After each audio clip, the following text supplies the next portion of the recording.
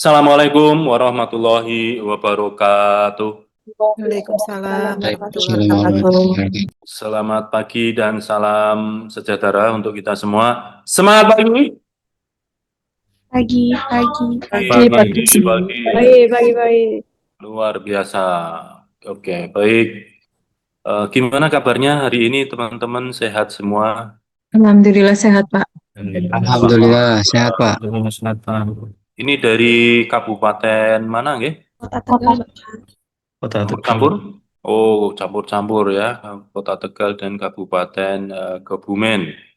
Oke, dan dalam keadaan sehat walafiat. Syukur Alhamdulillah tidak henti kita panjatkan puja dan puji syukur kehadirat Allah Subhanahu wa Ta'ala, Tuhan Yang Maha Esa, di mana pada pagi hari ini kita sudah banyak diberi kenikmatan, salah satunya adalah mengikuti Latsar, dan kita senang bisa ketemu dengan teman-teman. Saya selaku fasilitator, kita sharing-sharing terkait dengan agenda 2. Yang pertama ya, untuk materi core value nilai-nilai dasar ASN yang nanti akan teman-teman implementasikan ya di aktualisasi selama 30 hari ke depan. Nah, saya awali kegiatan hari ini dengan sebuah cerita ya teman-teman terkait dengan materi kita. Ya, ada cerita tentang seorang perempuan yang dia merantau ke luar negeri ya, merantau ke Eropa, belajar di sana, kuliah di sana untuk mencari penghidupan yang lebih baik gitu. Nah, kemudian di sana dia mengikuti pola dan kehidupan budaya orang sana tentunya gitu ya. Ya, suatu pagi dia naik bis untuk berangkat kuliah gitu. Ya, kemudian dari naik bis itu dia kemudian mendapatkan celah karena ketika membayar bis harus menggunakan kartu ya, kartu yang ternyata untuk di tap, kemudian setelah di tap pintunya bis baru bisa keluar sesuai dengan tujuan. Suatu saat dia bisa melihat orang yang ngetap kartu kemudian berdua keluar bareng gitu. Oh, nah kemudian dari itu dia bisa melihat celah untuk bisa ngakali nih. Nah, jadi naik bis tidak harus bayar gitu, tidak harus bayar. Cukup dompleng orang yang ngetap kartu, dia di belakangnya gitu. Ya, jadi kayak apa namanya ya, membuntuti di belakang gitu ya, untuk menghindari itu. Nah, kemudian dia merasa wah ini bisa menghemat. Nah, kemudian dia lakukan itu terus sampai dia selesai kuliah. Nah, singkat cerita setelah selesai kuliah dia melamar pekerjaan, kemudian ada wawancara dengan HRD. Ya, karena ini negara sudah maju, ya Finlandia ini negara yang sudah maju, punya CCTV banyak dan semua sistem terintegrasi gitu ya.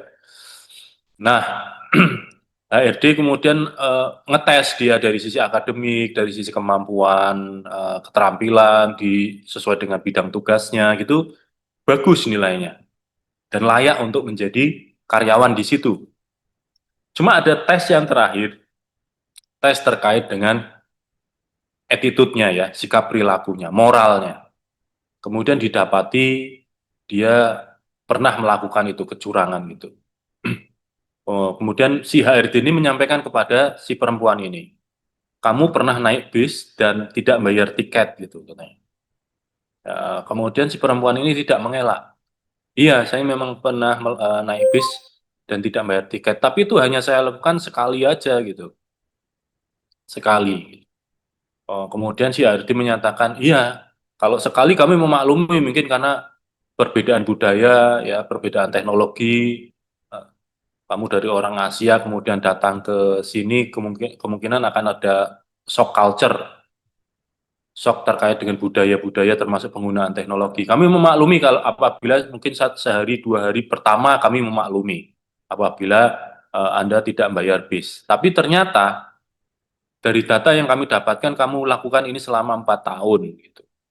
Artinya kamu korupsi 4 tahun, tidak pernah bayar bis. Jadi dan maaf karena kami perusahaan di bidang IT terutama di bidang data, kami tidak akan sembarangan mengangkat orang, meskipun dia prestasinya bagus, ya, akademiknya bagus, cum laude, nilainya tertinggi, keterampilannya juga bagus, pengalamannya banyak, tapi kami mohon maaf tidak bisa memperkerjakan Anda karena itu tadi dari cacat moralnya.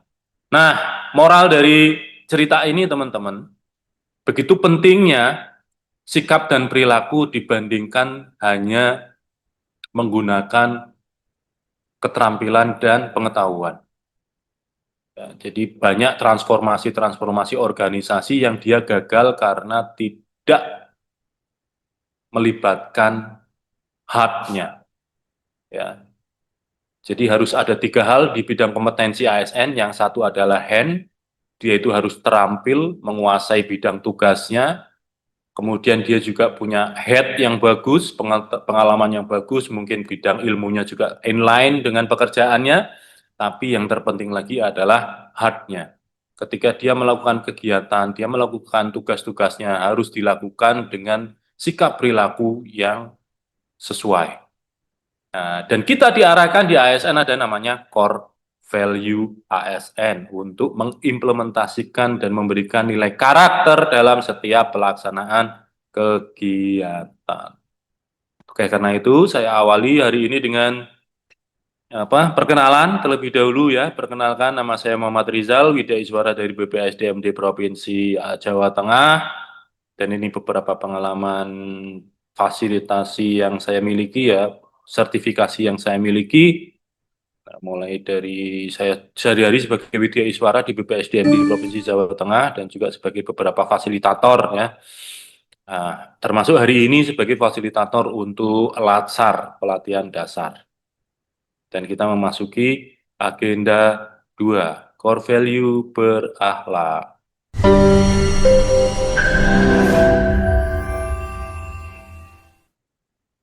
Nah, saya ingin mereview ya, teman-teman kemarin kan sudah self-learning, pembelajaran mandiri terkait dengan agenda 2. Apakah ada yang perlu ditanyakan teman-teman untuk agenda 2 hasil belajar kemarin? Baik, kalau nggak ada yang ditanyakan, saya boleh nanya, Mbak Novita Apriliani. Bapak. Mbak Novita Apriliani, bisa sebutkan nama dan jabatan serta tugasnya di mana? Dan mohon resume dari agenda 2 yang kemarin sudah pelajari di MOOC, Self Learning. Izin Bapak perkenalan, nama saya Novita Apriliani Saputri dari Satuan Polisi Pamong Praja, ahli pertama. Untuk resum agenda 2 yang materi MOC, napa nggih Pak?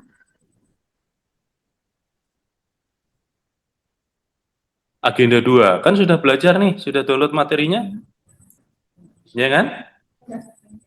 Oh, nggih. Yang nilai dasar PM.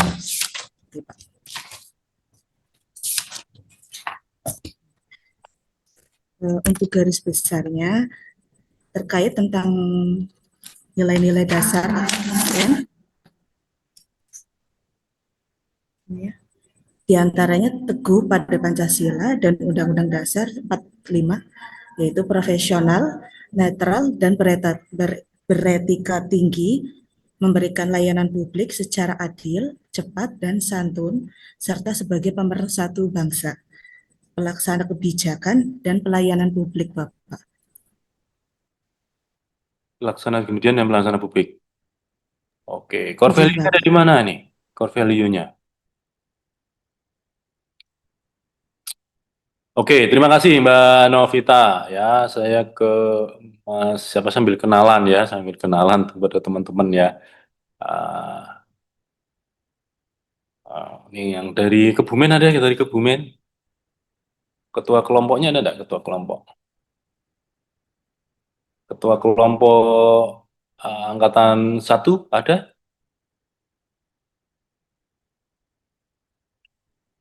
Ketua kelompok angkatan 1? Halo?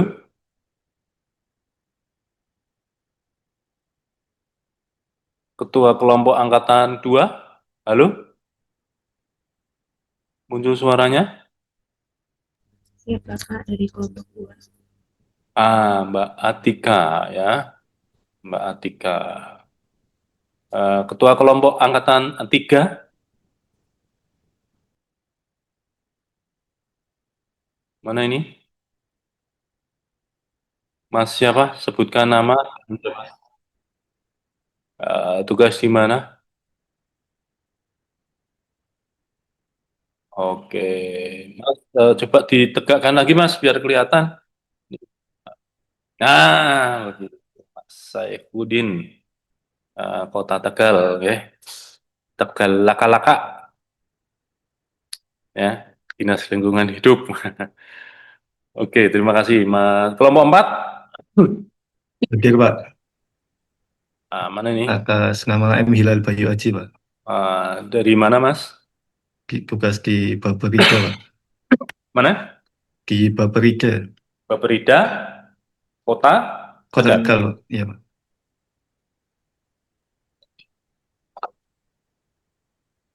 Kelompok 1 tadi, nggih, Mas Hilal, nggih. Kelompok Panggilannya 4 apa? Pak, Mas Hilal panggilannya apa? Mas Hilal apa Mas Bayu? Hilal Pak. Mas Hilal, oke. Terima kasih Mas Hilal. Kelompok 1, lalu monitor ketuanya. Ngapunten Bapak, saya kelompok 1. Oh, Mbak. Anggias. Dari mana, Mbak? Saya dari Dinas Tenaga Kerja dan Perindustrian, Bapak. Kabupaten mana? Dari Kota Tegal. Kota Tegal. Anggias.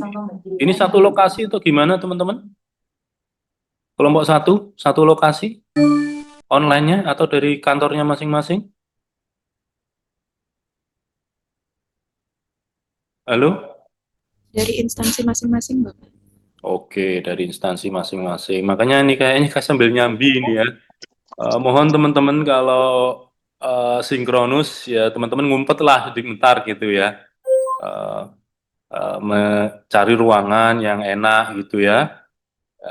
Ya toh waktu kita hanya 2 jam pembelajaran, oke? Saya lihat kok ini kayaknya sibuk ngobrol dengan rekan-rekannya, nggak bosen gitu ya, ngobrol sama teman kantor gitu. Ya, luangkan waktu nggih, teman-teman. Mohon 2 jam saja. Ya, paling sih kalau sinkronus sih 2 jam, 3 jam, paling lama-lamanya 3 jam gitu ya. Siapkan ruangan yang bagus, enak, kayak kopi, minuman-minuman, makanan kecil, nggih. Oke, nah, saya ingin komentar nih dari teman. Kalau lihat teman gambar di depan ini, apa sih yang ada di benaknya teman-teman? Nah, saya ingin kenalan dengan Mas Zuhal. Halo Mas Zuhal, ini tugas di mana nih? Zuhal Hamdi. Nggih, Pak, saya Suhal Hamdi, bertugas di SD Negeri Kejamut 6 sebagai penata kelola sistem dan teknologi informasi, Pak. Kota Tegal. Ya, Kota Tegal. Oke, Kota Tegal. Apa di benaknya Mas Zuhal ketika melihat gambar ini, Mas Zuhal? Bisa jelaskan, Mas? Dari yang saya amati, Pak, eh, pada zaman dulu itu unggah-ungguh anak muda terhadap orang tua itu masih kental, Pak. Hmm, Seperti menundukkan badan saat melewati di depannya. hmm, Namun seiring perkembangan zaman, eh, banyaknya teknologi yang bermunculan, anak-anak atau pemuda-pemuda lebih suka terhadap gawai, ya, eh, lebih mudah terdistract. Jadi unggah-ungguh anak-anak atau pemuda terhadap orang tua itu seakan-akan perlahan luntur, Pak. oh Itu yang iya. saya amati. Hmm. Oke, terima kasih Mas Zuhal ya, ini ya. Ya, Pak, sama-sama. Bagus ini dari gambar ini, paling tidak punya gambaran teman-teman ya. Kalau zaman dulu itu unggah-ungguh itu sangat tinggi gitu ya. Sopan dengan orang tua, transaksi hubungan dengan orang itu kayaknya tulus gitu ya. Transaksi dengan guru, transaksi dengan teman itu kayaknya tulus gitu. Kalau sekarang itu kayaknya kok transaksionalnya hubungannya tuh hubungan transaksional untung dan rugi gitu ya. Dan apalagi munculnya budaya-budaya asing yang begitu luar biasa informasinya, merubah pola pikir dan juga merubah adat istiadat, merubah budaya yang kemudian berpengaruh pada perilaku. Ya, kalau dulu sopan santun di hadapan orang tua diajak ngobrol itu ngeh ya. Anak sekarang itu kalau dipanggil sampai butuh 3 kali. Kenapa? Karena dia mungkin enjoy dengan gadgetnya. Kadang kita sendiri tidak terasa lewat di depan pimpinan kita atau di pegawai yang senior gitu ya. Kita cuek aja karena kita ngelihat HP kita. Ya, kita lupa kita punya tradisi ramah tamahnya bangsa kita. Nah, inilah pentingnya di materi agenda 2, teman-teman ya. Materi terkait dengan sikap dan perilaku. Perilaku yang seperti apa? Ya, karena ini teman-teman nanti menginternalisasikan. Artinya apa? Mengimplementasikan, kemudian membiasakan, dan itu menjadi perilaku internal, perilaku kebiasaannya teman-teman. Ya, makanya ini nanti di sini lebih banyak kalimat-kalimat afirmasi, teman-teman. Kalimat-kalimat yang mana sugesti kita untuk mengimplementasikan ini. Mulai dari berorientasi pelayanan, memberikan pelayanan prima, akuntabel, ya, kemudian juga kompeten, saling peduli, apalagi kita hidup di negara bangsa yang memiliki suku bangsa yang banyak, bahasa yang banyak, menciptakan harmonis, kemudian berdedikasi mengutamakan kepentingan bangsa dan negara di atas kepentingan pribadi, loyalnya, kemudian adaptif. Kita sebagai makhluk sosial yang paling pintar untuk beradaptasi, termasuk juga nanti dituntut untuk beradaptif terhadap perubahan-perubahan, dan kita mampu membangun kerjasama yang sinergi, ya, adaptifnya, kolaboratifnya, sorry. Nah, kita mau awali dari berorientasi pelayanan. Berorientasi pelayanan. Saya ingin kenalan dengan Mbak Via. Mbak Via. Mbak Via tugas di mana, Mbak? Di SD Negeri Kaligangsa 3, Pak. Sebagai apa? Sebagai PKSTI, Penata Kelola Sistem Informasi. PKTS, Operator sekolah, Pak. operator sekolah. Oke. Mbak Via pernah mendapatkan pelayanan? Alhamdulillah pernah, Pak. Berupa apa, Mbak Via? Recording in progress. Pelayanan di perbankan, jadi Apa itu? nasabah juga pernah.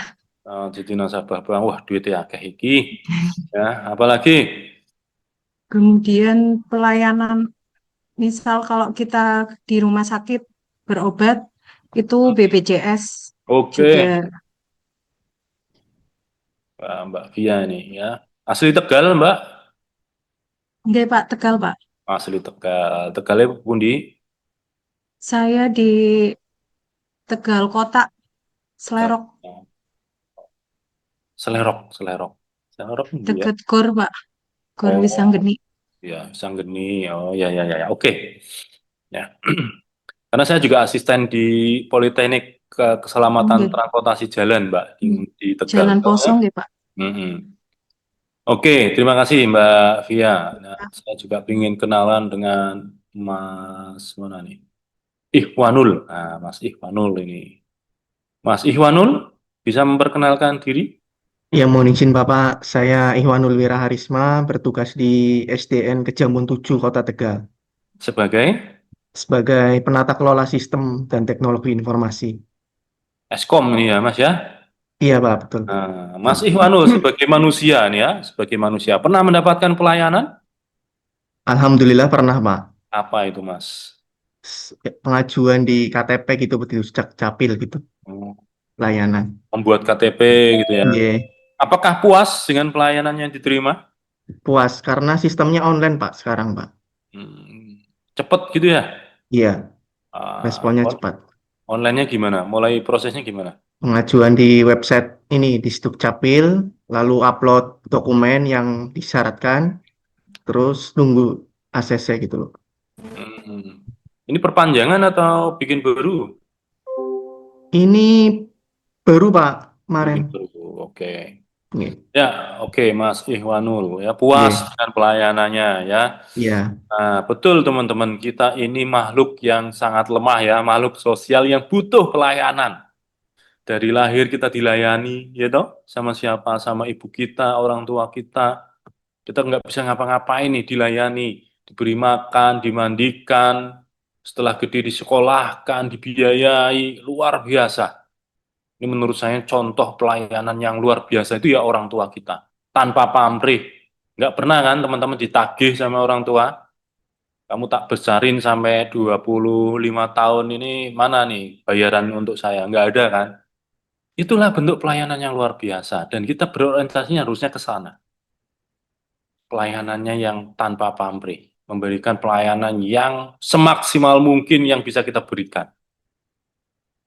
Ya, nyeboi, memandikan, ya, gede-gede meminta orang tuanya, juga orang tuanya tetap sabar. Ini luar biasa. Ini bentuk pelayanan, teman-teman. Negara hadir untuk apa? Pelayanan. Teman-teman sebagai ASN, tugas fungsinya apa? Ingat nggak? Tugas fungsi ASN. Kita hanya menjalankan 3 fungsi. Salah satunya adalah sebagai pelayan publik. Wah, teman-teman itu pelayan kita ini. Digaji oleh negara untuk apa? Untuk melayani. Nah, tapi berorientasi pelayanan di sini adalah pelayanan yang berorientasinya kepada kepuasan masyarakat. Artinya apa? Artinya pelayanan yang di sini yang diberikan adalah pelayanan publik, pelayanan kepada masyarakat. Nah, kalau saya punya gambar kayak gini, menurut teman-teman dari gambar ini, dari 2 gambar ini ya, mantan Presiden Bapak Jokowi dan Bapak SBY, mana menurut teman-teman yang ini disebut sebagai pelayanan publik? Kita refresh supaya pemahaman berorientasi pelayanan ini benar, kita harus pahami dulu apa itu pelayanan publik. Karena berorientasi pelayanan di sini adalah berorientasinya kepada pelayanan publik. Pelayanan kepada masyarakat, karena dari definisinya tadi ada apa?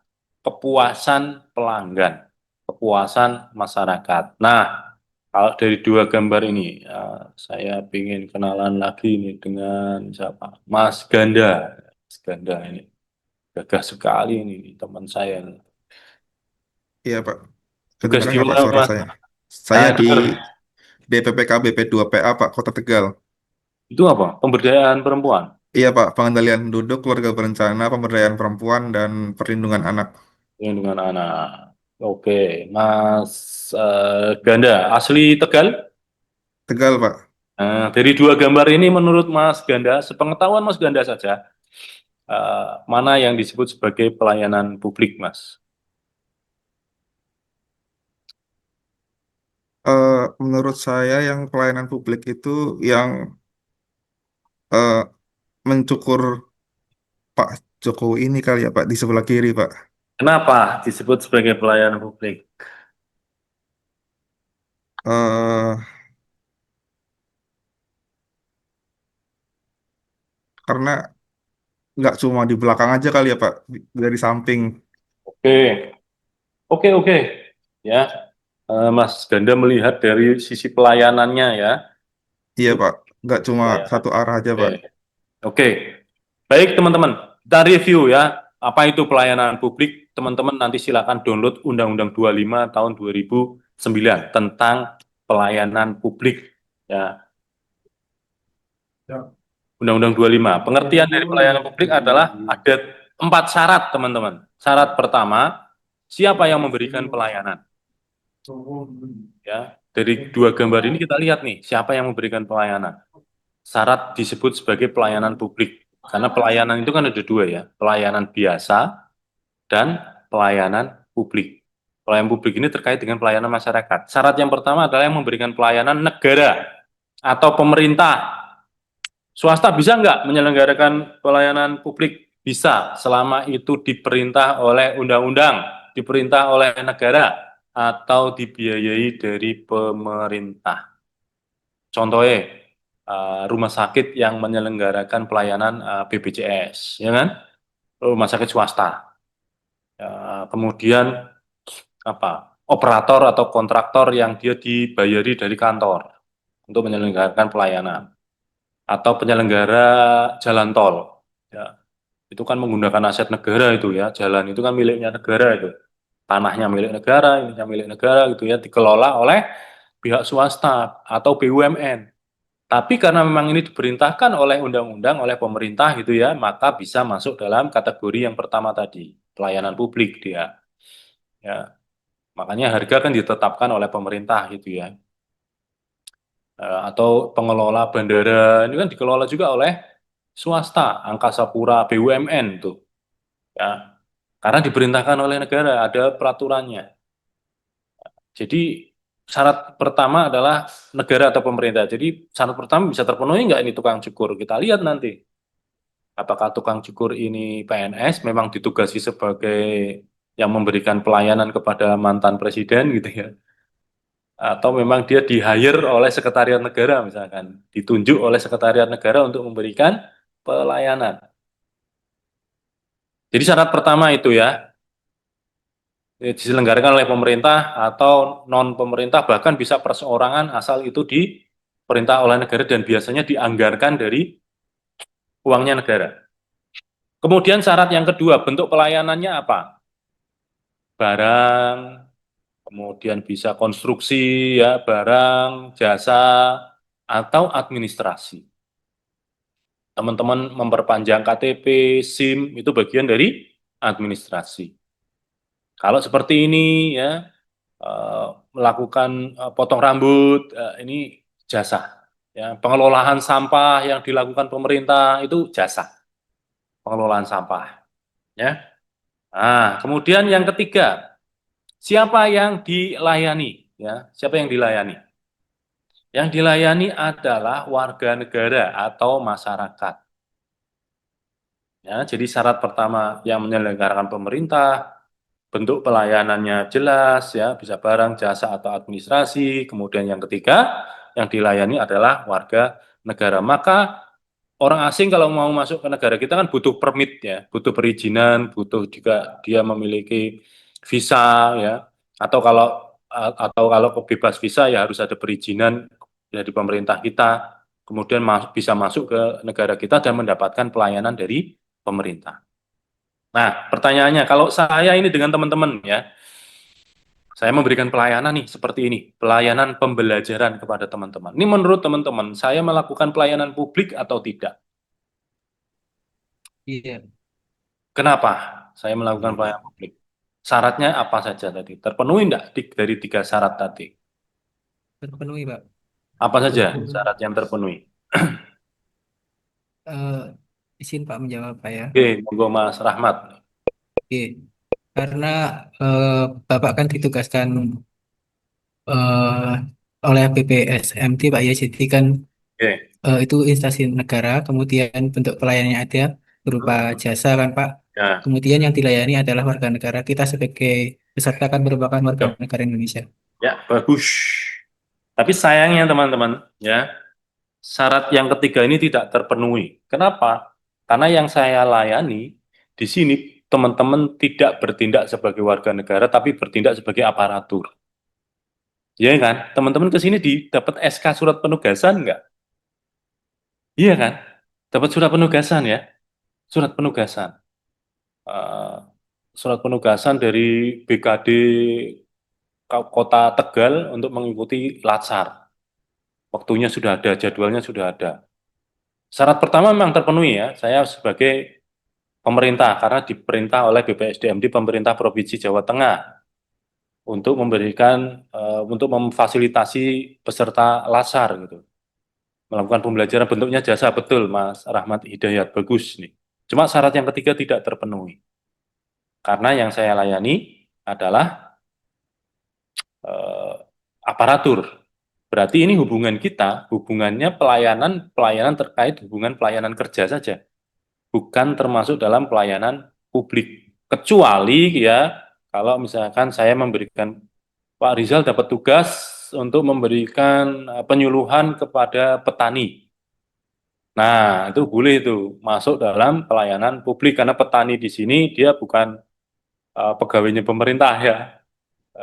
tidak di hire oleh pemerintah, dia selaku warga negara, ya kan?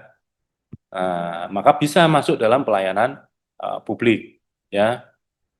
Karena harusnya pelayanan publik itu ya pelayanan yang diberikan negara kepada warganya, ya tentunya karena ini hak dasar warga negara dan itulah negara hadir sebagai pelayan gitu ya. Maka asas-asasnya harus responsif, cepat pelayanannya murah, mudah, responsif, cepat. Justru kalau bisa tidak bayar.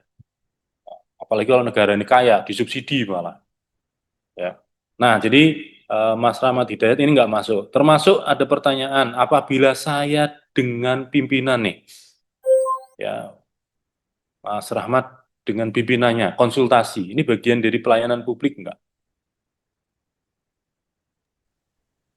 Saya melayani pimpinan misalkan, bikinin teh untuk pimpinan, atau nyiapin data untuk pimpinan, nanti rapat gitu misalkan. Pelayanan publik nggak?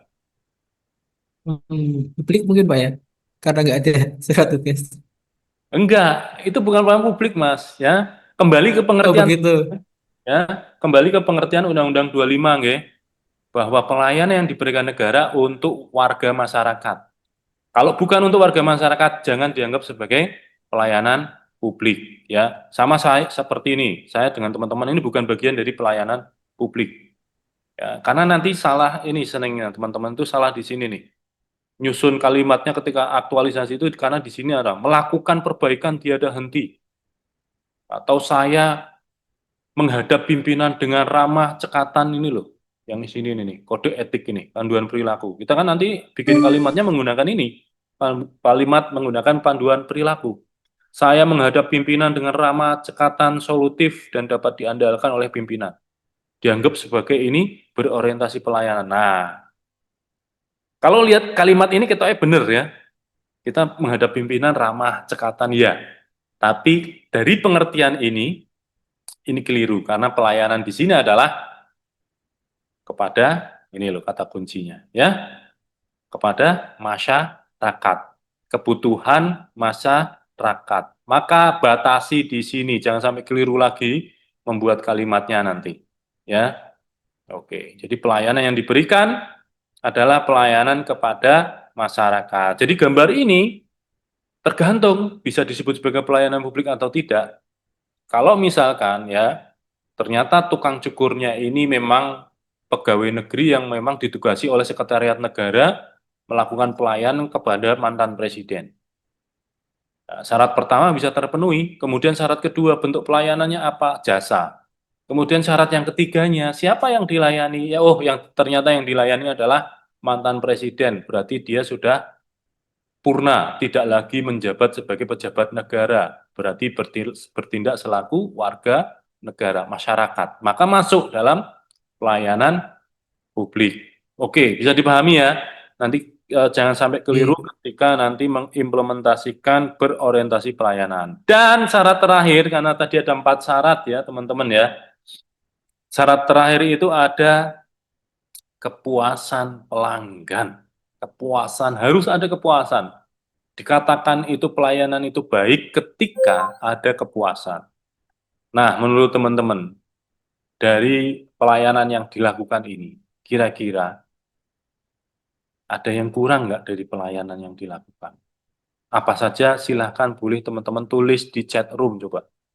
Ya, ini kan kita ada chat room di sini ya. Silahkan teman-teman. Kira-kira dari pelayanan yang seperti ini, terkait dengan kepuasan pelanggan, teman-teman sebagai generasi Gen Z gitu ya, atau generasi Y ya, teman-teman anak muda ini, kalau melihat pelayanan seperti ini, apa yang kira-kira kurang? Mesti teman-teman saya yakin nggak puas kan kalau model kayak gini. Nah, silakan ditulis. Ya, bagus ya, Mas Saifuddin. Ya, kurang puas karena apa? Sarana prasarananya, waktu tunggu, capek berdiri, betul apa nih? Tidak disediakan tempat duduk, ruang antri tidak ada, masih manual, betul. Mas Saifuddin bagus.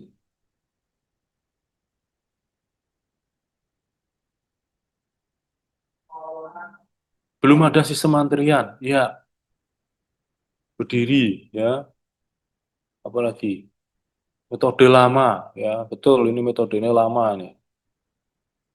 Harus berdiri, ya. Ya kalau kita kupas banyak nih sepertinya ya. Kenapa harus ada kaca di depan itu ya? Kayaknya menciptakan jarak antara yang memberikan pelayanan kepada masyarakatnya ya. Masih berdiri, ini kasihan nih orang tua-tua kan. Eh, ruangannya nggak ada AC-nya, apalagi nggak ada sistem antriannya. Kemudian dia masih menggunakan kertas ini ya, bapaknya sendirian padahal yang dilayani banyak, itu tuh. Berarti tidak responsif, tidak cepat waktunya, waktu tunggunya kelamaan, tidak ada maklumat pelayanan, petugasnya terbatas, betul ya. Kehilangan berkas tinggi, ya, maka teman-teman mesti kan pinginnya ya, ya seperti tadi ya, pelayanan pakai digital gitu ya, tidak harus datang, kemudian juga cepat. Bentar ya, kita ngecas laptopnya, baterainya habis ini.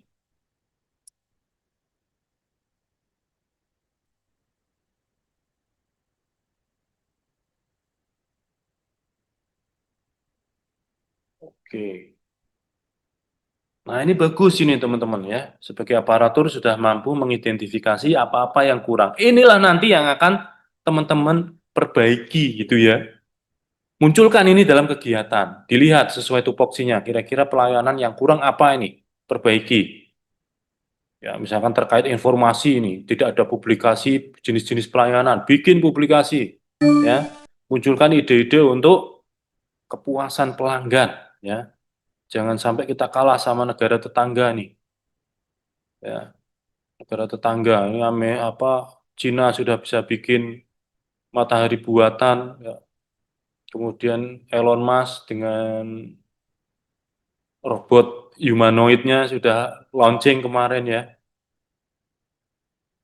Kemudian kita masih aja fotokopi katanya KTP ya, elektronik KTP, tapi masih butuh fotokopi ya, bolak-balik fotokopi.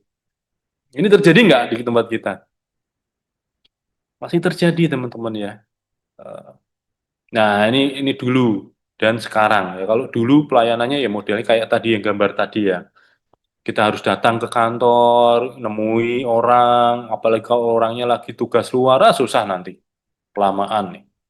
Contoh misalkan mau bikin IMB, harus datang ke PU, nanti nemui Pak ininya ditunggu nggak ada, ditelepon aja Mas, ditelepon, katanya masih di luar kota 2 hari lagi baru bisa datang. Ini memperlambat investasi, kalau ini memang untuk kegiatan investasi ya. Jadi saya ingat kemudian pemerintah itu bikin kebijakan tahun 2006 itu ada namanya pelayanan terpadu satu atap. Ya, jadi pelayanannya itu yang tadinya masih di kantornya masing-masing ditarik IMB, surat izin perdagangan, kemudian apalagi ya, izin HO, izin gangguan, izin lingkungan, kemudian ditarik di satu kantor namanya Kepala Kantor Pelayanan Terpadu Satu Atap. Nah, kemudian karena satu atap masih banyak pintu nih, masih dilempar-lempar lagi. Kalau bikin IMB, masuk dulu ke kantor itu, kemudian disuruh ke PU. Ini untuk verifikasi gambar, Bapak harus ke Bapeda dulu untuk nanya tata ruangnya sesuai atau tidak. Kan nanti kalau sudah sesuai, Bapak kemudian ke kantor PU, masih dilempar-lempar lagi. Karena itu tadi, masih banyak pintu. Nah, kemudian pemerintah membuat peraturan regulasi pelayanan terpadu DPM PTSP. Ya, pelayanan terpadu satu pintu. Cukup satu pintu, masyarakat masuk ke situ, nanti keluar juga dari situ. Tidak lagi dilempar-lempar. Kasihan. Sudah kena pajak kemana-mana ya. Pendapatannya berkurang, nyari kerja susah. Kalau mau perizinan harus ngulangin waktu seharian. Ini masih dilempar-lempar. Masuk satu pintu itu, kemudian kalau misalkan IMB ini, nanti petugasnya yang bergerak. Kalau misalkan terkait tata ruang, verifikasi ke Bapeda petugasnya. Ini sesuai atau tidak? Kalau tidak sesuai, nanti dilaporkan kepada masyarakat yang bikin izin tadi. Kemudian kalau sesuai, terus lanjutannya apa? Terkait gambar dikonsultasikan ke PU. Itu petugasnya yang gerak, punya tim sendiri. Jadi masyarakat maklumat pelayanannya jelas. IMB syarat-syaratnya ini. Kalau syaratnya memenuhi, ditunggu 2 hari selesai. Ya, kalau sudah selesai nanti kami hubungi. Nah, jadi jelas pelayanannya ya. Maka waktu itu tahun 2010 boominglah mall pelayanan publik. Tiap daerah membuat itu mall pelayanan publik. Ini diawali dari Sragen, Jawa Tengah tuh yang bikin pertama kali. Mall pelayanan publik. Bikin rame-rame. Petugasnya yang memberikan pelayanan tidak lagi pakai seragam keki, pakai kayak pegawai bank itu ya. Ruangannya AC, ada tempat main anak-anaknya, ruang tunggunya jelas, pakai nomor antrian, ramah banget pelayanannya. Waktu itu booming tuh seperti itu. Kemudian sekarang berubah lagi teman-teman. Ada yang mengomentari begini, loh ngapain harus datang ke pelayanan publik? Kalau sekarang sistemnya sudah menggunakan digital, tinggal dari rumah upload dokumen, kalau misalkan ada yang perlu dibayar transfer, verifikasi pembayaran, datang tinggal nanti verifikasi, atau kalau ambil foto, dapat kartunya, udah selesai, cepet. Nah, sekarang tuntutannya seperti itu. Maka bagus ini tadi ya, tidak pelayanannya masih manual, harusnya berubah menjadi digital. Ya sesuai zamannya. Ngapain harus datang ke mall? Mall pelayanan publik, apalagi kalau Tegalnya daerah sana ya, daerah atas misalkan ya, perbatasan sama mana nih, Slawi misalkan. Harus datang ke kota. Dia harus cuti seharian untuk ngurus itu. Ya ini berorientasi kepada pelayanannya harus berbasis kepada kepuasan pelanggan. Itu tadi berorientasi pelayanan ya teman-teman. Jadi jangan sampai saya kepada rekan memberikan pelayanan publik, bukan. Saya kepada pimpinan menyediakan data, konsultasinya dengan ramah, penuh senyum, responsif, bukan. Ya, itu bukan bagian dari berorientasi pelayanan. Berorientasi pelayanan di sini adalah pelayanan kepada masyarakat. Kalau terhadap pimpinan, iya pelayanan, tapi itu bukan pengertian sesuai dengan Undang-Undang 25 tentang pelayanan publik. Nah, kemudian kita masuk ke akuntabel. Nah, kira-kira apa itu akuntabel ya teman-teman? Mbak Mahda boleh komentar, Mbak Mahda? Tugasnya di mana nih Mbak Mahda? Izin Bapak, saya Mahdia Neva Salsabila, instansi pemerintah Kota Tegal, Pak, di BKPSDM. BKPSDM, wow. Oke, sebagai apa Mbak tugasnya? Asesor SDM. Asesor SDM. Nah, menurut Mbak Mahda, ya, akuntabel di sini dari hasil pembelajaran mandiri kemarin apa Mbak? Akuntabel. Baik, Pak, izin menjawab. Menurut saya, dari pembelajaran yang kemarin, akuntabel itu merupakan kewajiban seseorang untuk mempertanggungjawabkan hasil dan kinerjanya, Pak, kepada pimpinan atau atasan. Kalau contoh di BKPSDM gimana? Mungkin menyampaikan hasil tugasnya, hasil yang dikerjakan ke ketua kepala bidang seperti itu, Pak. Itu berupa apa? Contohnya apa? Contohnya? Laporan, Pak, atau misal dokumentasi. Dokumentasi atau sesuai tupoksinya, kemudian diperintah oleh atasan, ya misalkan diperintah untuk diberi surat tugas untuk masuk tim, misalkan ya, menyusun dokumen apa, Recording stopped. kemudian dokumen dibuat, sampaikan kepada pimpinan. Itu dari bentuk akuntabel, bertanggung jawab atas kepercayaan yang diberikan, ya Mbak Atika. Ya, dengan kata kuncinya apa? Integritas, konsisten, dapat dipercaya, transparan. Intinya, akuntabel di sini adalah teman-teman, ketika kita bertanggung jawab, kita harus jujur apa yang kita. Alert from system UI server. Low battery. Woi, Alert from Apple battery monitor. Low battery. oke. Jadi gitu ya, akuntabel di sini adalah bentuk pertanggungjawaban dengan kejujuran apa yang kita kerjakan, yang kita laporkan, tidak ada manipulatif di dalamnya, tidak ada penipuan di dalamnya, tidak ada data-data yang disimpan atau disembunyikan, semuanya disampaikan sesuai dengan kaidah-kaidah pelaporan. Ya, karena di sini melaksanakan tugas dengan jujur, cermat, disiplin, berintegritas tinggi. Menggunakan kekayaan barang milik negara secara bertanggung jawab, efektif, efisien. Teman-teman nanti akan diberikan fasilitas-fasilitas, termasuk juga, ya sekarang mungkin masih CPNS ya, paling dikasih meja, kursi, ya, ATK gitu toh. Ya, nanti kalau sudah jadi pejabat, fasilitasnya naik lagi nih. Teman-teman dapat mobil dinas, kendaraan dinas, ya. Kemudian juga ada kewenangan untuk mengelola kegiatan, mengelola amanah. Nah, dikelola dengan akuntabel, dengan jujur, sesuai dengan peraturan, berintegritas, ya, dan kemudian dilaporkan. Ya, apa itu integritas? Integritas adalah melakukan kegiatan sesuai target yang sudah ditetapkan. Makanya teman-teman ini sudah pernah bikin ini enggak, indikator kinerja individu, IKI, pernah bikin IKI enggak?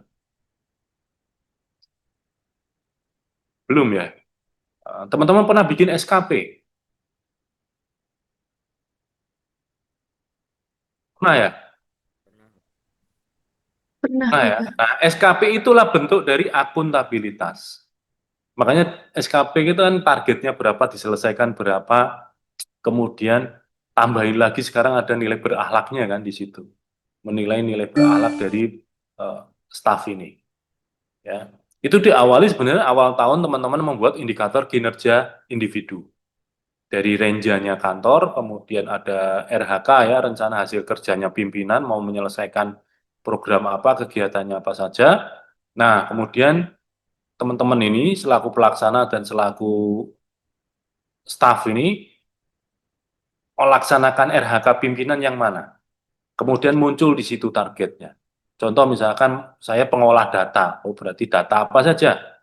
Misalkan data kepegawaian, berapa data kepegawaian dalam triwulan itu?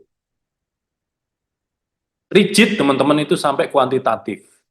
Nah, itu kemudian tiap triwulan dipertanggungjawabkan melalui SKP. Di indikator kinerja itu, teman-teman ada tanda tangan berdua antara pimpinan dengan teman-teman, dengan kita.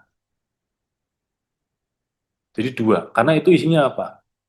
Perjanjian kerja. Saya dalam 1 tahun membantu ini menyelesaikan ini. Targetnya triwulannya begini.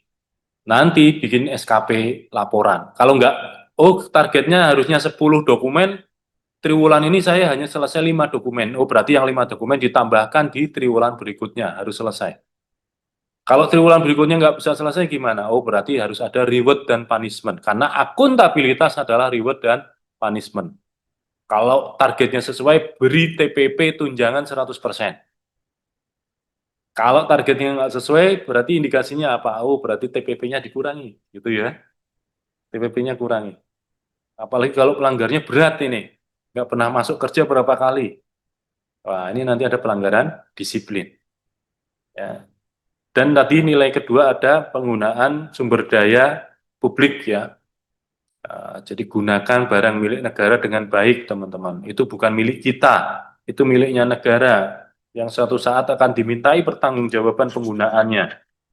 Dan akuntabilitas itu tidak hanya pertanggungjawaban kita kepada pimpinan, pimpinan kepada nanti ujung-ujungnya adalah kepada bupati atau wali kota Tegal, dan wali kota nanti bertanggung jawab kepada DPR, tapi tidak hanya itu ya.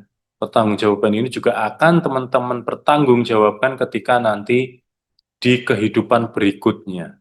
Di kehidupan akhirat, teman-teman akan mempertanggungjawabkan apa yang sudah kamu kerjakan. Kamu gajinya sekian, kerjanya sekian, apa yang kamu lakukan di kantor itu dimintai pertanggungjawaban, karena perhitungan Tuhan itu sangat rigid ya teman-teman ya. Sangat detail. Nah, termasuk penggunaan sumber daya publik. Ini ada sebuah cerita, ada seorang pemimpin negara namanya Umar bin Khattab. Ya, dia punya beberapa wilayah negara yang dia kelola, kemudian malam-malam dia lembur mengerjakan tugas kenegaraan. Karena saat itu belum ada listrik, dia menggunakan lampu minyak. Nah, lampu minyak ini disediakan oleh negara karena waktu itu malam-malam dia lembur mengerjakan tugas kenegaraan, menandatangani dokumen, membaca dokumen, ya, memerintahkan surat-surat gitu. Nah, kemudian datanglah temennya nih. Temennya datang, ketok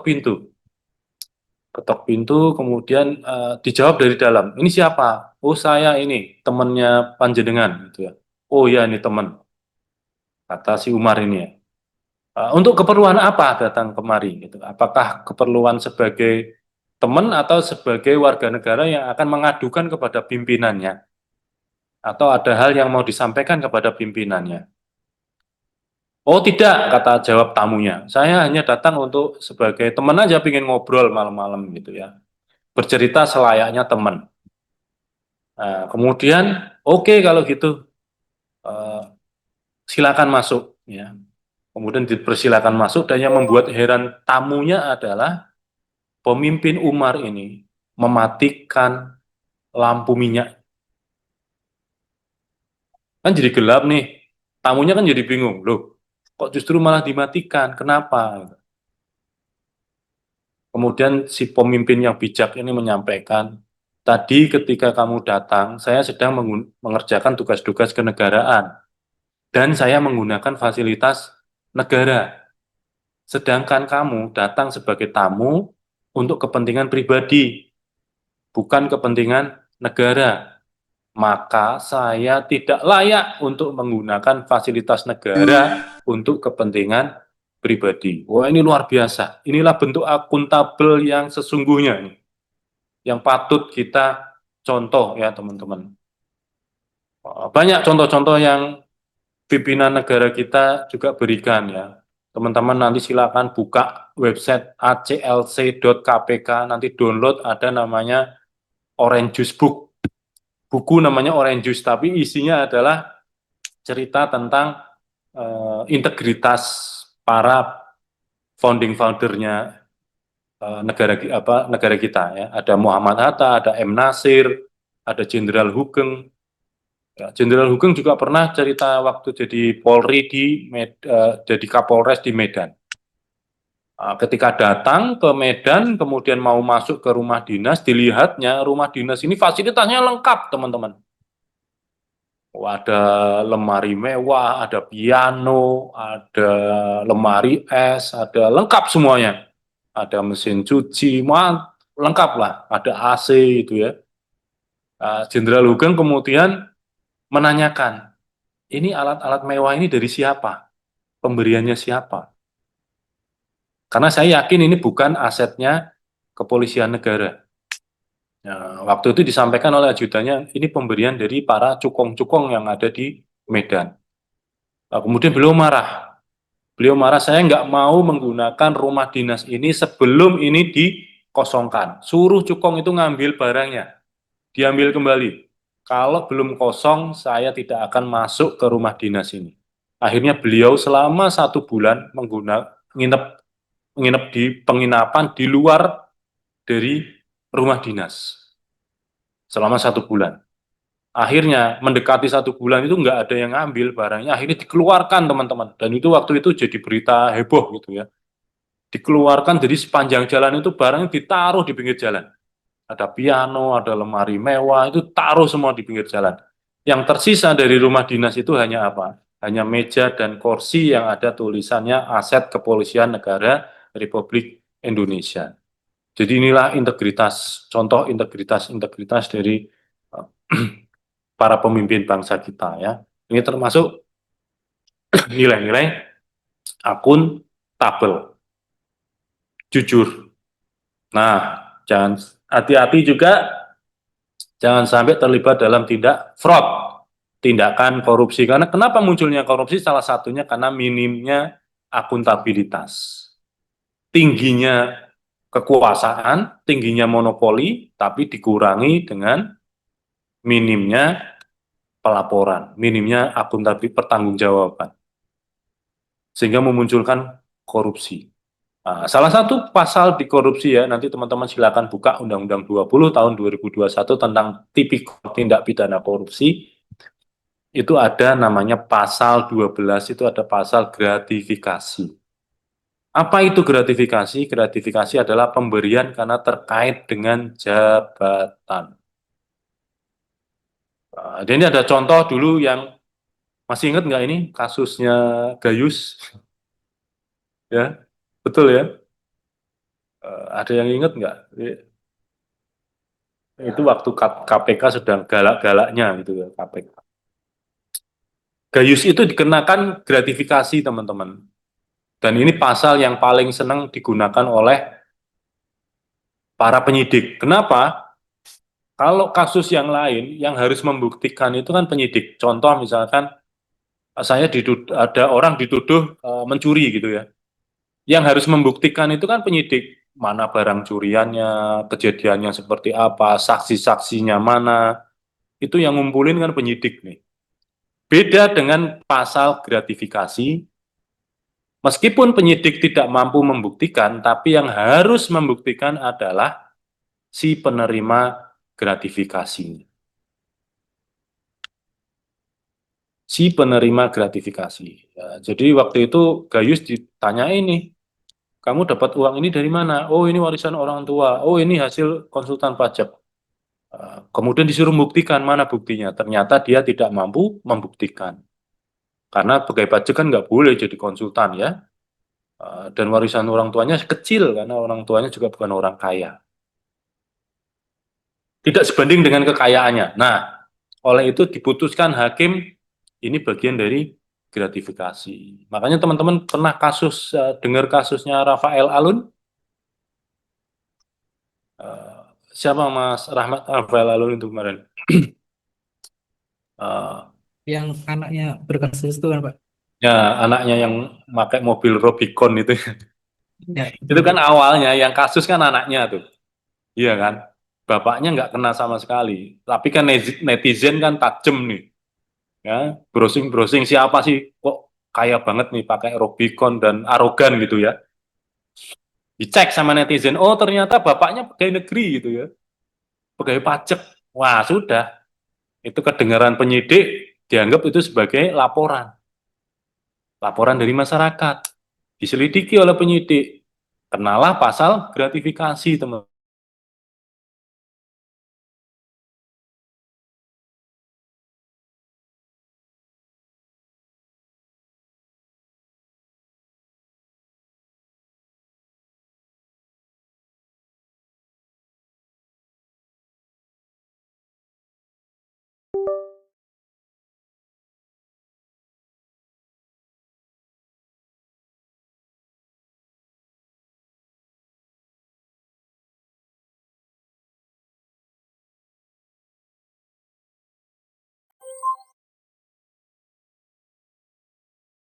Termasuk di dalamnya yaitu gratifikasi. Jadi apa itu gratifikasi, teman-teman? Boleh nanya ke Mbak siapa nih? Mbak Tiffany. Apa itu Mbak? Oke, Bapak. Gratifikasi apa Dari Mbak? ini Bapak, dari dua kasus tadi bisa saya simpulkan kalau gratifikasi itu penyalahgunaan jabatan dengan tujuan untuk memperkaya diri sendiri, Bapak, dan merugikan negara. Ya, oke ya. Apa itu gratifikasi berarti Mbak Tiffany? Hal yang dilakukan untuk memperkaya diri sendiri dan menyalahgunakan jabatan serta merugikan negara, Pak. Oke, sebenarnya gratifikasi itu nggak ada yang dirugikan, negara nggak rugi, secara keuangan nggak rugi, ya kan? Kita nggak ngambil uang negara kok ini, tapi di sini adalah perilakunya ternyata, ya. Karena apa? Gratifikasi itu kan pemberian ya. Saya sebagai Widyaswara nih, ya, sebagai fasilitator. Kemudian teman-teman sebagai bimbingan saya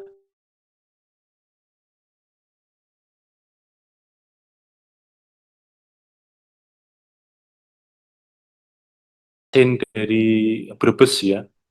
Kebetulan saya Tegal ini ada teh poci Pak, gitu ya misalkan ya. Itu sebagai gratifikasi karena pemberian yang teman-teman berikan kepada saya ini terkait dengan jabatan. Coba kalau saya bukan pembimbing, bukan pembimbingnya teman-teman, teman-teman ngasih nggak? Nggak ngasih. Eh, Misalkan saya sebagai hostnya atau sebagai apalah panitia ya, teman-teman nggak ngasih. Yang teman-teman kasih adalah pembimbingnya. Kenapa? Karena itu terkait dengan jabatan. Nah, itulah bahayanya gratifikasi. Ada uang negara yang dirugikan nggak? Nggak ada. Nggak ada yang dirugikan. Negara nggak rugi. Ya kan? Teman-teman juga beli dari kantongnya sendiri, tapi itu dianggap sebagai, kenapa? Merusak moralnya. Nanti memunculkan tindakan-tindakan yang lain, tindakan suap, tindakan pemerasan ini jadi muncul. Lama-lama saya senang menerima seperti itu, lama-lama saya meres sama peserta. Kamu kalau ingin lulus ya harus ngasih saya ini. Kalau ngasihnya sekian kamu bisa lulus. Nah, ini bahaya dari perilaku gratifikasi. Jadi perlu diingat teman-teman ya, akuntabel adalah bentuk pertanggungjawaban terhadap tugas yang diberikan dengan jujur, berintegritas, tidak ada penyalahgunaan wewenang di dalamnya. Nah, makanya bahaya, makanya ini saya promosikan terkait dengan gratifikasi tadi. Hati-hati segala pemberian karena terkait dengan jabatan. Teman-teman nanti juga akan mendapatkan seperti itu. Nanti kalau misalkan teman-teman sebagai pelayan gitu ya, memberikan pelayanan, apalagi yang di sekolah-sekolah ini, nanti orang tua muridnya ngasih kepada teman-teman, tolak. Kenapa? Itu bagian dari gratifikasi. Itu kalau ada yang lapor, ada yang tahu, teman-teman mendapatkan sanksi hukum. Kalau nggak bisa nolak gimana Pak? Laporkan kepada KPK, pakai aplikasi. Atau di inspektorat. Ada yang dari inspektorat nggak nih? Nggak ada ya? Saya, Pak. Oh, Mbak Eka. Mbak Iya, Eka Pak. di inspektorat sebagai apa? Auditor. Iya, betul, Pak. Tahu UPG nggak? Unit pengelola gratifikasi ada di inspektorat. Ya. Ada. Nah, itu teman-teman kalau dapat barang atau apa, laporkan ke UPG. Apabila itu disinyalir pemberian karena terkait gratifikasi. Ini penting nih Mbak Eka ya, apalagi auditor datang ke kantor, kemudian dikasih makan, pulangnya dikasih saku. Hati-hati itu bukan rezeki ya. Apalagi Mbak Eka nih, auditor. Auditor harus paham betul apa itu gratifikasi, apa itu suap menyuap, apa itu pemerasan, apa itu konflik kepentingan dalam pengadaan barang dan jasa. Harus tahu itu ya, Mbak Eka. Ya, kemudian ke kompeten. Apa itu kompeten, teman-teman? Mengembangkan kapabilitas dengan kinerja terbaik, kompetensi diri, membantu orang lain. Nah, ini ada contoh kompeten ya. Jangan sampai ini warga Tegal yang dia makannya di warteg, gitu ya. Makan di warteg kena pajak, ini kena pajak, pajaknya untuk gajinya pegawai, pegawainya turu-turu, ya. Maka tingkatkan kompetensinya ya teman-teman, tingkatkan kompetensinya. Habis ini silakan teman-teman nanti cari sekolah, lanjutkan sekolah yang jenjangnya lebih tinggi lagi, cari yang gratis, yang beasiswa, syukur-syukur ke luar negeri. Ya. Ya, enak jalan-jalan di luar negeri dibayari. Ya. Jangan sampai seperti video ini ya.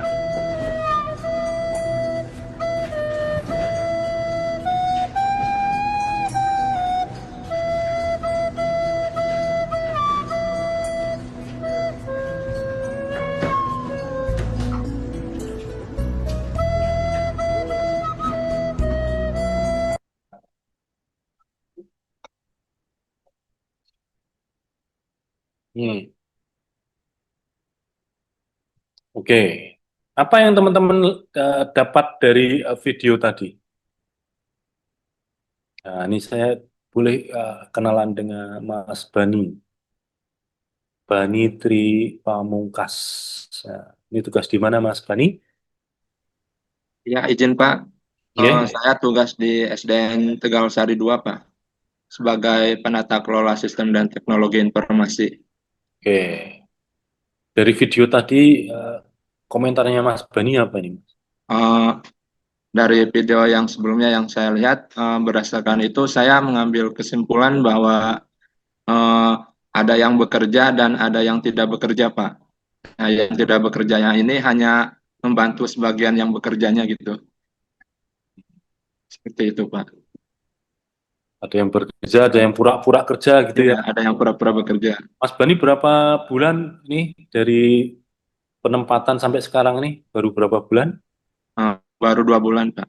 Ya, 2 bulan ini sudah nemuin nggak orang-orang oknum yang seperti tadi itu? Kalau di OPD sini belum ada sih, Pak. Dia di sini udah ada tupoksinya masing-masing, jadi udah ada bagiannya masing-masing, Pak. Ada nggak yang karyawan datang cengenges-cengenges terus pulang gitu nggak? Belum ada sih, Pak, di sini, Pak. Bagus Iya. berarti ya. Iya, Pak. Ya tentu akan terjadi seperti ini ya teman-teman. Apa di sebuah organisasi tentu akan ada pengganggu, ada juga yang ya dia tidak ganggu juga tidak memberikan kontribusi terhadap organisasi gitu ya.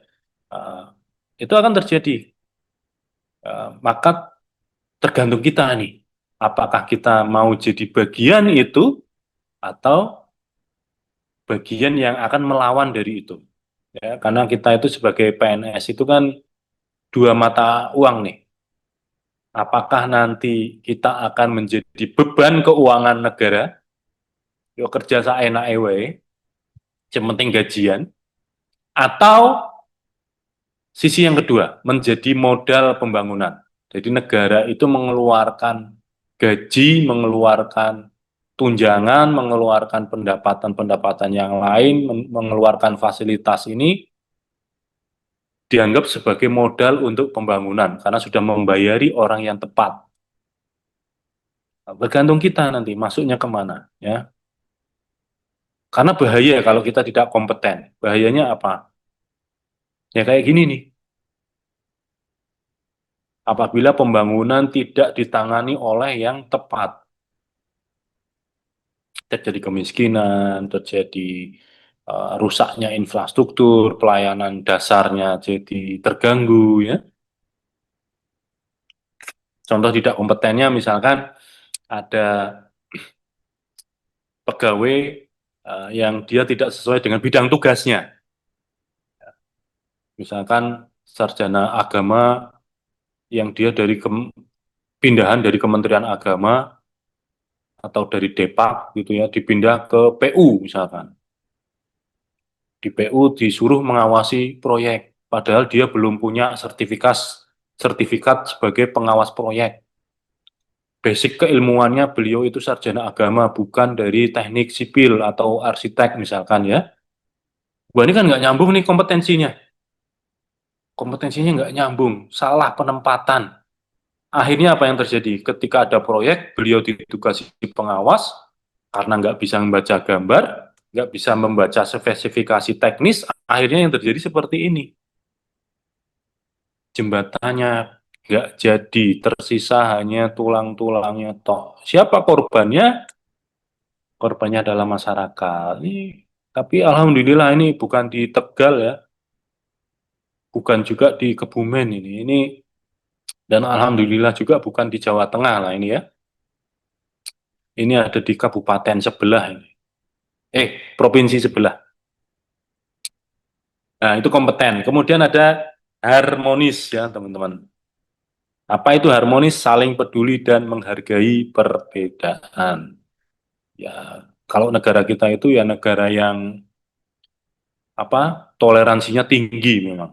Negara kita itu tidak usah diajari kalau terkait dengan Bhinneka Tunggal Ika ya, bersatu padu meskipun berbeda-beda sukunya, bahasanya ya. Kita itu negara biasa menurut saya. Ya, saya pernah dulu kan sekolahnya pernah ngambil S2 di Jepang gitu ya.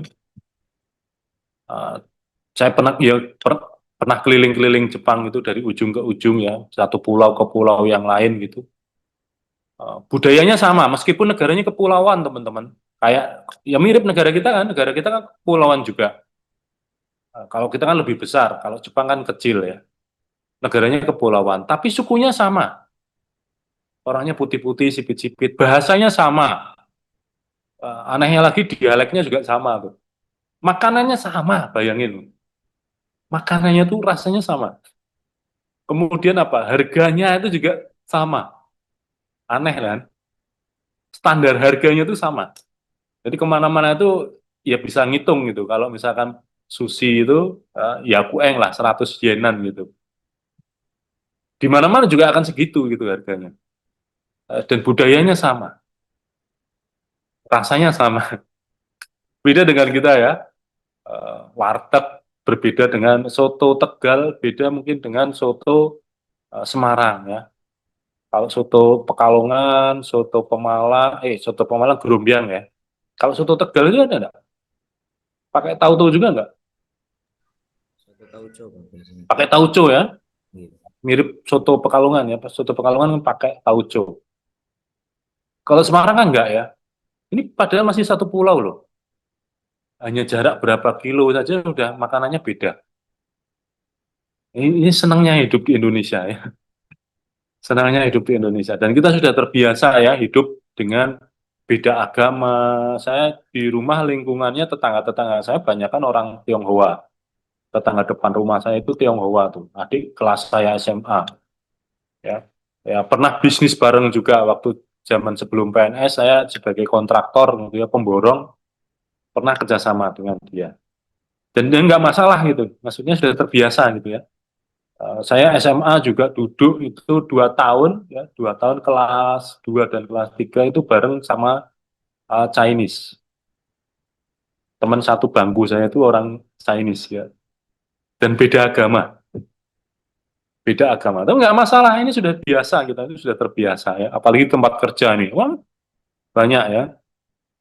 Suku bangsanya beda, agamanya juga beda, tapi kita punya perilaku ini. Maka ada kewajiban di Undang-Undang ASN, maka teman-teman nilai berakhlak ini akan teman-teman dapati di pasal 4 Undang-Undang 20 tahun 2023 tentang ASN. Menjadi core value-nya. Salah satunya adalah harmonis. Menjamin kepedulian ya, munculkan kepedulian. Ya kalau mau lebaran biasanya saya kan ngasih, zaman saya kecil dulu juga sering ngasih itu kan, kue-kue gitu ya. Atau masakannya ibu ya. Siapapun tendangannya kasih, walaupun itu Chinese, mungkin agamanya beda, kasih. Ya, nanti kebalikan tuh, kalau nanti lebaran, lebaran Cina itu ya, itu ngasih ya, kue keranjang gitu ya. Kue keranjang. Kemudian untuk lebaran juga nanti dikirimi. Ya, kebetulan rumah saya kan tinggalnya di Pekalongan ya teman-teman. Apa namanya, dari kecil di Pekalongan ya. Itu saya tinggal di lingkungan yang banyak orang Chinese-nya. Ada pabrik Purimas, mungkin teman-teman Kota Tegal tahu kan Purimas ya. Itu saya juga dekat satu RT dengan pabrik Purimas. Itu seneng kalau lebaran itu ngirimi roti-roti yang enak-enak itu, roti yang premium. Kemudian kita juga dekat dengan Teh Nutu. Teman-teman, pabrik Teh Nutu di Pekalongan itu ada tuh. Itu satu RT dengan rumah saya. Kalau lebaran tuh ngasih teh yang premium. Ya. Artinya sudah biasa kita ya timbal balik, saling memberi gitu ya. Caring. Kemudian diversity, itu kita sudah biasa dengan perbedaan-perbedaan dan nggak ada masalah, kita selalu hidup berdampingan. Nah, contohlah seperti layaknya senar gitar ya teman-teman.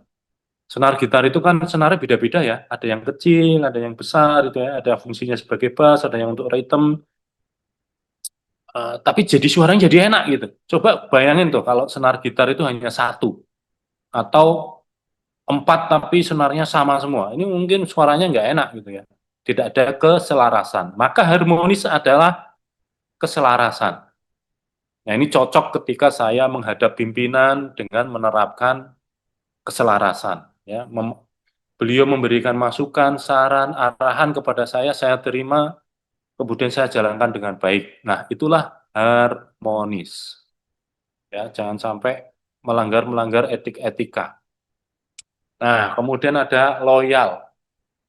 Apa itu loyal? Berdedikasi dan mengutamakan kepentingan bangsa dan negara. Terutama panduan perilakunya adalah memegang teguh ideologi Pancasila dan Undang-Undang Dasar 45. Jadi loyal di sini, loyalnya kepada siapa? Kepada bangsa dan negara. Kenapa kok tidak langsung ke pimpinan? Iya, nanti arahnya ke pimpinan. Selama pimpinan itu dia memegang teguh peraturan, sesuai dengan peraturan, ya kita harus loyal. Ya, menjaga nama baik sesama ASN, pimpinan, instansi, dan negara. Dan apabila ada rahasia-rahasia negara, jangan dibuka. Makanya, Pak, lah kita kan ada undang-undang keterbukaan publik. Ya, kita harus mampu membedakan mana yang harus dibuka, mana yang harus ini menjadi rahasia. Data itu teman-teman, ketika sedang proses, itu rahasia, tidak boleh dipublikasi. Nanti kalau sudah dianalisis, kemudian diproses, diverifikasi, baru boleh dipublikasikan. Ya, makanya teman-teman harus memahami mana yang ini menjadi rahasia negara, dan ini mana yang boleh untuk dipublikasikan. Karena loyal adalah salah satunya menjaga rahasia jabatan dan negara. Saya dulu punya teman yang saat badan kepegawaian, istrinya di badan kepegawaian dan suaminya itu kerja di Bapeda dulu bareng dengan saya di Bapeda. Kalau mau ada pelantikan, ya, ini biasanya si suami ini ditanyain tuh, yang di Bapeda itu sama teman-temannya. Ini mau ada pelantikan, kira-kira yang menduduki jabatan ini siapa yang pindah, siapa yang mutasi, siapa. Suaminya tuh bilang, istri saya itu nggak pernah ceritai. Dia sangat rahasia. Ini bagus itu berarti, ya, karena terkait dengan jabatan negara, ya, menjaga rahasia bahkan sampai kepada suaminya, karena itu rahasia negara. Nah, teman-teman, kenapa teman-teman disebut sebagai pegawai negeri? Dan ASN kan dua ya, dan satunya pegawai pemerintah. Ini terkait dengan loyal. Kenapa? Satunya pegawai negeri, satunya pegawai pemerintah. Nah, jadi teman-teman, kenapa disebut sebagai pegawai negeri? Karena teman-teman, periode kerjanya tidak mengikuti periode pemerintahan. Mau pemerintahnya berganti nggak masalah ya. Kemarin Pak SBY, kemudian berubah ke Pak Jokowi, ya. Kemudian sekarang berubah lagi Pak Prabowo, pemimpin pemerintahan. Tetap teman-teman sebagai pegawai negeri, ya. Karena kita mengabdinya kepada bangsa dan negara. Maka pemimpin pemerintah itu harus dilantik dulu ya, diresmikan, disahkan dulu.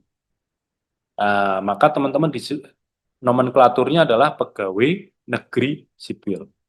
Karena pengabdiannya akan panjang sesuai dengan cita-cita bangsa negara kita ya, mewujudkan cita-cita bangsa negara kita. Dan analognya seperti dalam sebuah pesawat ini. Ini kalau pesawat ini saya sebut sebagai pesawat NKRI. Nah, pilot dan kopilotnya siapa? Pilot-kopilotnya adalah pemimpin pemerintahan. Kalau di Kota Tegal berarti wali kota dan wakil wali kotanya. Itu pilot dan kopilotnya. Dan siapa kru di dalam pesawat ini yang tugasnya memastikan pesawat harus bisa jalan, memastikan pelayanan kepada penumpang berjalan dengan baik. Siapa? Itu adalah PNS-nya. Teman-teman inilah yang menjadi kru tetap di dalam pesawat NKRI ini. Nanti ada bandara, setelah 5 tahun, bandara pesawatnya turun. Kemudian pilotnya ganti. Tapi hebatnya teman-teman masih tetap menjadi kru tetap di dalam pesawat itu. Nah, inilah hebatnya teman-teman ya. Ada yang pensiunnya sampai 70, ini kalau fungsional utama peneliti itu 70 tuh. Ya. Kemudian kalau fungsional utama yang lain ya kayak Wida Iswara, Arsiparis itu 65 fungsional utama. Kemudian kalau Umadya ini 60 pensiun. Jadi kalau Mas Bani ini usianya masih berapa nih Mas? 25 kayaknya ya. Izin Pak, saya 29. 29. Berarti kalau pensiunnya 65 deh misalnya Mas, itu berapa tahun panjenengan ngabdi?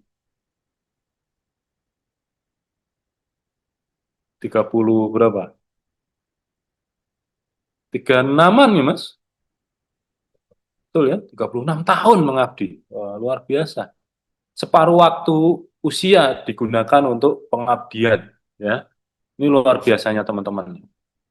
Ya, dan dedikasi, loyal itu adalah dedikasi ya. Contohnya ini ada ibu guru yang ada di India ya, memberikan pelayanannya luar biasa. Meskipun dia tidak punya kamera, tidak punya tripod, dengan peralatan seadanya, tetap dia memberikan pelayanan kepada siswanya dengan membuat video pembelajaran. Ini zaman ketika masih ini nih, masih COVID nih, ya. Ini luar biasa ini. Ya, itulah bentuk dedikasi kita. Harusnya kita gitu ya. Karena sekarang muncul ada istilah apa ya yang kemarin Renal Kasali bilang itu ya. Anak muda sekarang itu ada istilah ya udah kerja pokoknya sesuai dengan gaji yang diberikan ya. Berangkat jam 7, pulang jam 5, udah nggak usah berikan yang maksimal ya. Berikan yang seadanya ya, gitu kan. Karena waktumu tidak dihabiskan di pekerjaan, baru kamu menikmati nanti setelah kerja gitu nih. Nah, tapi beda dengan kita ya teman-teman. Inilah mulianya menjadi seorang pegawai negeri. Kenapa? Karena mengabdinya kepada bangsa negara dan apa teman-teman itu dinilai dari apa amal baiknya untuk melayani orang lain. Ya.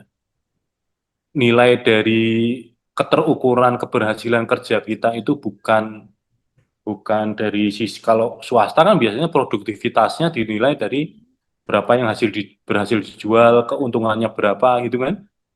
Kalau kita enggak, ya, pemerintah itu bukan keuntungan yang dinilai, tapi berapa masyarakat yang kamu layani. Berapa masyarakat yang merasa puas dari pelayanan yang kita berikan. Ya. Nah, kemudian ada adaptif, apa itu berinovasi, menggerakkan, menghadapi perubahan. Ini teman-teman jangan sampai menjadi PNS cuma level 99 ya, yang tugasnya hanya main game terus ya. Menggunakan fasilitas negara untuk main game. Nah, ini teman-teman terkait dengan adaptif. Dari dua gambar ini ya, menurut teman-teman mana yang masuk dalam kategori inovatif? Nah, saya ingin kenalan dengan Mas Laskar Alam. Mas Laskar Alam tugas di mana, Mas? Izin Pak. Kota Tegal Pak. Gimana? Di SDM Tegal Hari 4 Kota Tegal. Sebagai apa? Sebagai menata kelola sistem informasi atau operator sekolah Pak. Oke, Mas Laskar ya. Panggilannya apa? Mas Alam apa Mas? Alam Pak. Mas Alam. Iya. Mas Alam dari dua gambar ini Mas, menurut Mas Alam yang inovatif yang mana?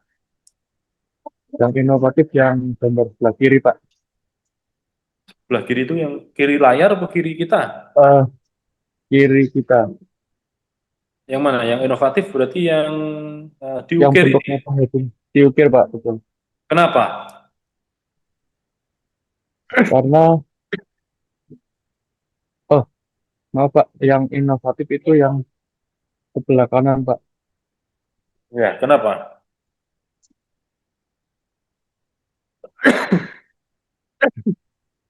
Karena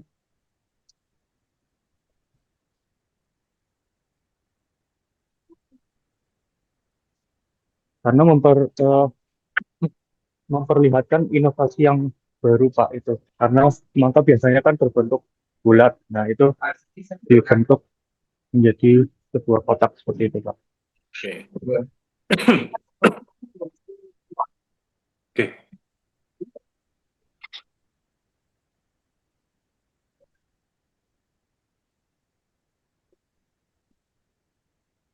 Oke, karena ya Mas Alam bagus ya. Inovasi adalah ini loh, clue-nya kan ada di atas nih ya. Innovation is about doing new thing atau membuat hal yang baru. Sedangkan creativity adalah thinking up new things atau membuat kualitasnya menjadi lebih baik. Ya. Jadi kalau inovasi itu kan diawali dari invensi dulu, temuan, kemudian itu apa dibawa ke masyarakat dan itu bermanfaat gitu ya, maka itu bisa masuk sebagai inovasi. Jadi dengan penelitian dulu kan panjang biasanya kalau inovasi ya, dicoba-coba dulu. Sedangkan kreativitas adalah membuat hal yang meningkatkan kualitasnya ya. Ini tadinya semangka kemudian diukir jadi bisa untuk seserahan Mas Alam gitu ya. Nah, oke, tapi dalam koridor kita sebagai pemerintah, teman-teman ya, koridor kita sebagai pelaksana tugas birokrasi sehari-hari, ya anggap aja sebagai inovasi itu adalah hal baru yang belum pernah diterapkan di kantor saya.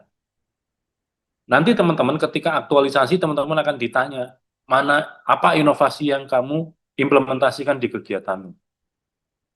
Oh, saya merubah yang arsip manual menjadi digital. Anggap aja itu sebagai inovasi. Meskipun ini pernah dilakukan di kantor yang lain. Tapi di kantor saya belum pernah dilakukan. Ya, jadi lingkupnya kita perkecil aja. Karena kalau mengikuti standar inovasi ya ini berat tentunya.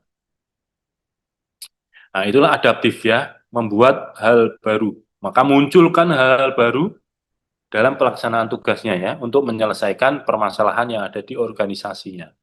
Nah, terakhir ada kolaboratif. Apa itu? Membangun kerjasama yang sinergis. Nah, ini contohnya ini nih teman-teman. Nah, ini ada kejadian tanggal 8 ada tanah longsor.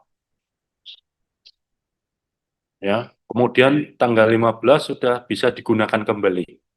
Kira-kira kalau Kota Tegal bisa nggak seperti ini? Ada yang dari PU? Dinas Pekerjaan Umum ada nggak? Atau Bina Marga, atau Tata Ruang, atau Perkim ada nggak? Serumpun itulah, serumpun infrastruktur. Nggak ada ya? Kalau saya boleh nanya Mas Agam, nih, Mas Agam Bagas Saputra. Ya, Pak. Nah, kalau menurut Mas Agam, ini dari mana Mas Agam? Kota Tegal?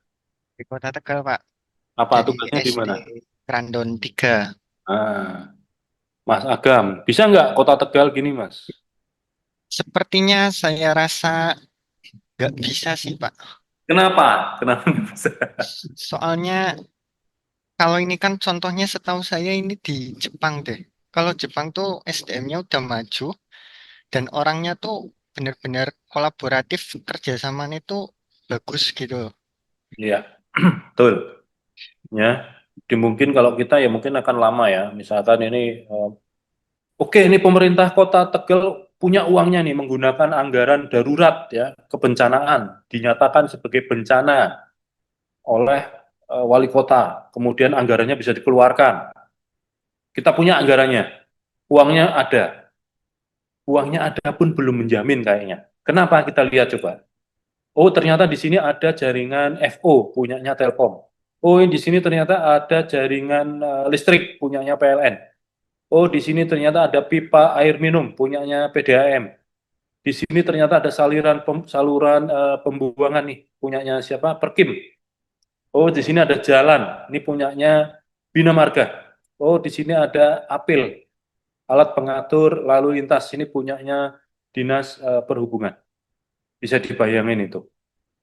Harus koordinasi dulu berapa kantor itu. Rapat dulu ya.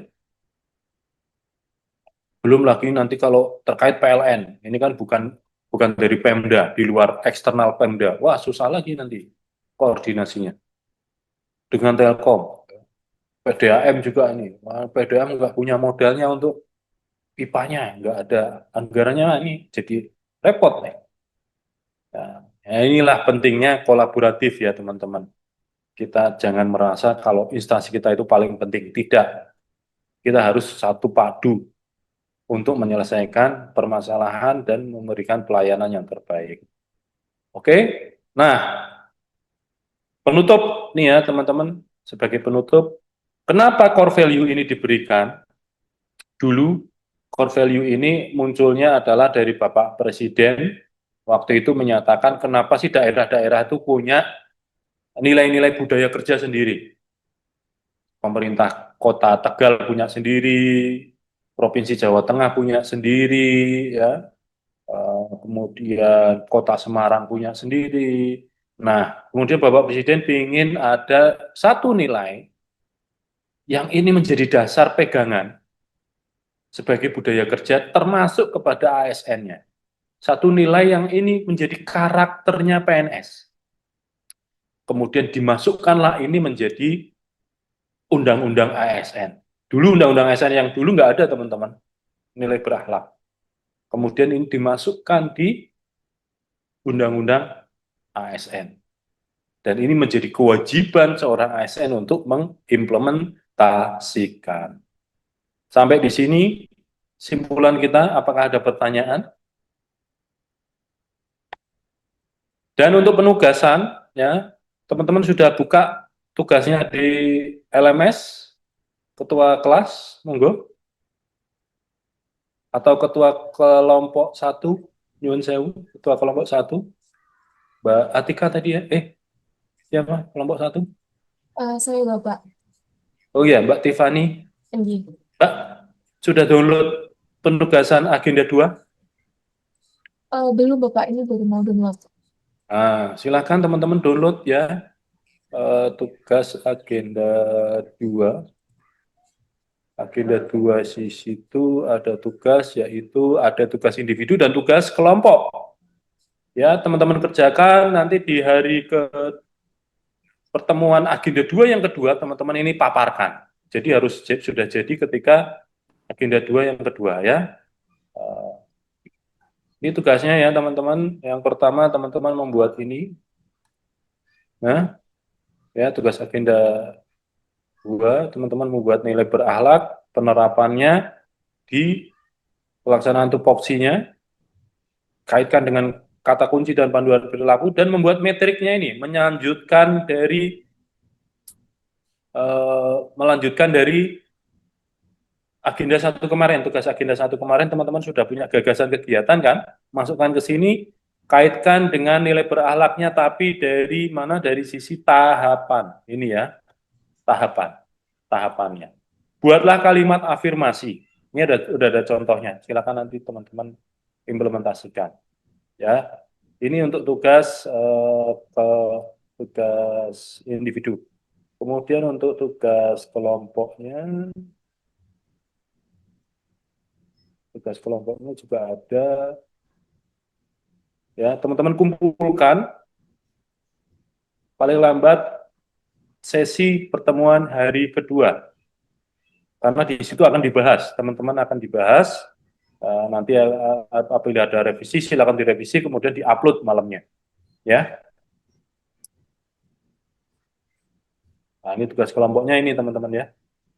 Penerapan di satu instansi. Bikin PPT, termasuk visi misi, tujuan, dan nilai organisasi.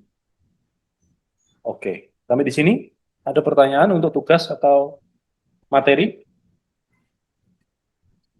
Kalau tidak ada pertanyaan, saya cukupkan pertemuan kita pada pagi hari ini. Terima kasih ya teman-teman atas kebersamaannya.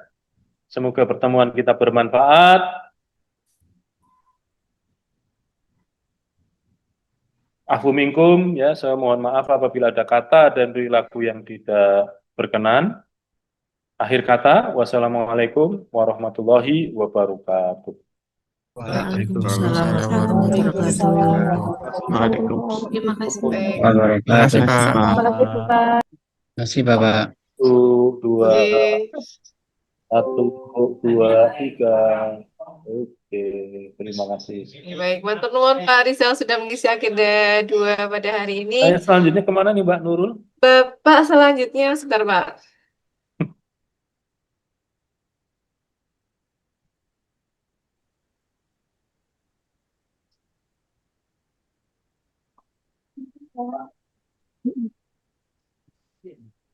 Izin Bapak info dari Mas Sofa di angkatan 26 nih, Pak. Buena. Bentar, Pak. Oke, makasih ya, Mbak. Siap, Pak. Izin lift ya. Gitu, Pak.